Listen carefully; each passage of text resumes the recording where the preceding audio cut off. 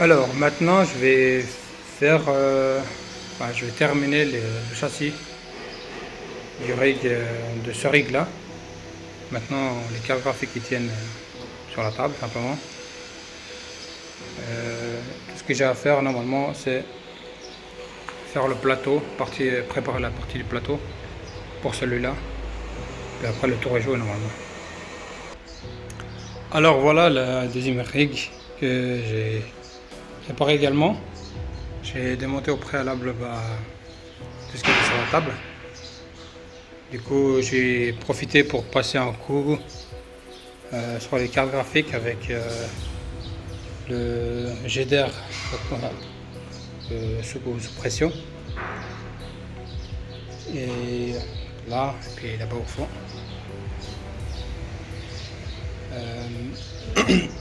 Donc c'est quelque chose que je vous recommande de faire quand même après, je sais pas, 3 mois. Ça vaut déjà peut-être la peine. Enfin, tout dépend de où on est évidemment. Si c'est un endroit où il y a beaucoup de poussière ou pas. Mais typiquement, moi j'avais celle-là qui était sur la carte directement. Elle était, on pourrait dire, vraiment dégueulasse. Là elle est toute propre. Elle est prête à repartir pour quelques mois en tout cas. Donc c'était pour la petite parenthèse. Maintenant je vais monter tout le reste en fin de compte. Là j'ai vissé ma carte sur la tôle. Je vais mettre en bas avec l'alimentation. J'ai pris exactement le même principe que l'autre là-bas. Et on va voir maintenant. Je vais tout brancher, lancer la machine et normalement il n'y a aucun problème. A tout de suite. Donc j'ai préparé ce rig là. J'ai fait tout le montage. Elle est prête à démarrer. Je vais démarrer avec vous. J'espère qu'il n'y aura pas de problème. Normalement il n'y en a pas.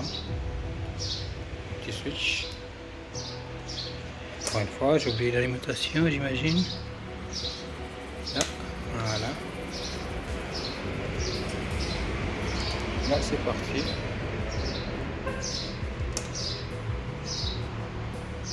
Il y a tout qui tourne.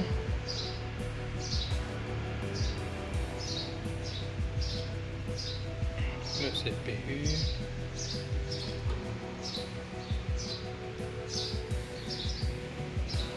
Ça a l'air d'y aller. Je vais aller voir de l'autre côté ce que ça donne. Alors on voit devant l'écran là et le rig s'est reconnecté à internet. Et il n'est pas encore en train de miner. Mais sur l'interface il est reconnu avec toutes les cartes.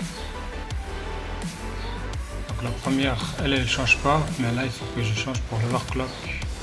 J'ai dû inverser toutes les 3060 Ti avec les 3070. Je vais faire ça directement dans les paramètres. Le premier, donc c'est bien 2610, 2588. Ouais. Les overclocks des 3070 ils sont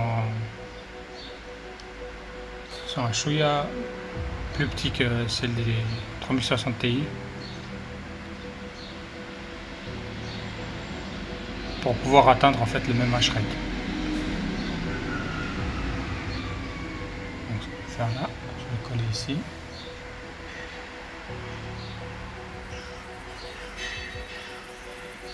Coller, enregistrer. Je vais prendre un des, voilà, 2588, copier. Puis ça je vais mettre là. Voilà. Sinon pour ce qui est du core clock et puis du power limit, on reste à la même chose que ce soit des TI ou bien des 3070. Donc en termes d'efficacité en fait on est la même chose.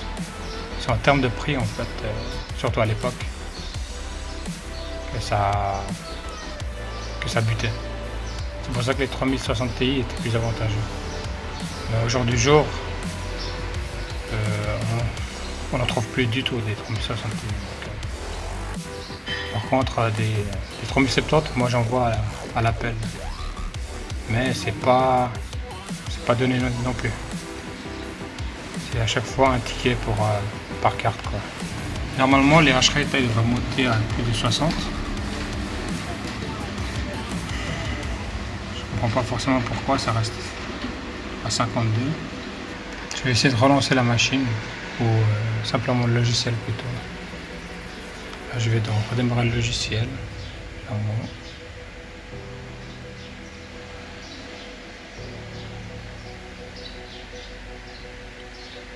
Je dis oui.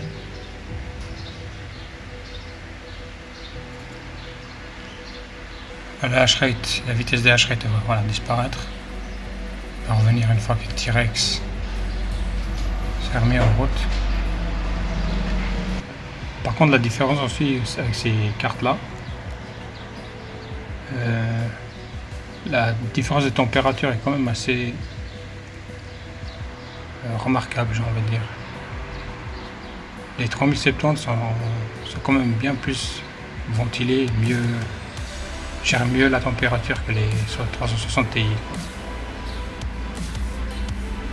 Bon, c'est vraiment bizarre. Je sais pas pourquoi. Pour ces deux cartes là, les hash rate c'est bon, mais pour le reste ça ne va pas passer. Alors que j'ai rien changé en soi, ça reste la même chose avec les mêmes cartes. Donc dans ce cas de figure, il faut redémarrer complètement la machine. C'est ce que je vais faire.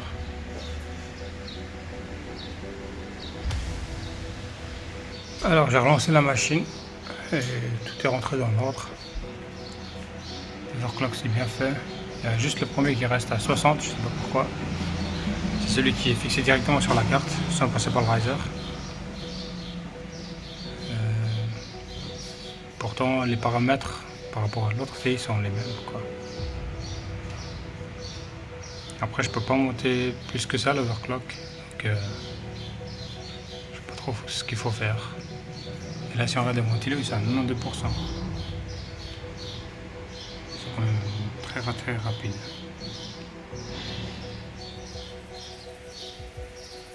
Alors que la question de température c'est stable, autour de 58 degrés. Là on est en été maintenant, il fait très chaud. Et quand on va rentrer dans le sauna qui se trouve les rigs, ben là je vous explique pas.